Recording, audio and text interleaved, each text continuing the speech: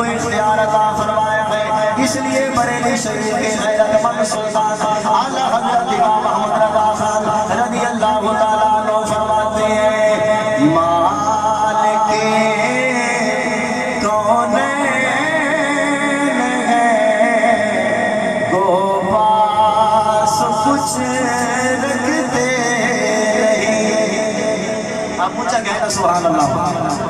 मालिक कौनैन है गो पास कुछ रखते नहीं। मालिक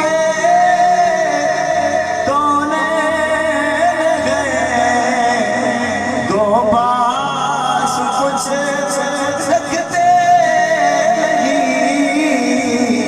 दो जहां की नेमतें हैं उनके खाली हाथ।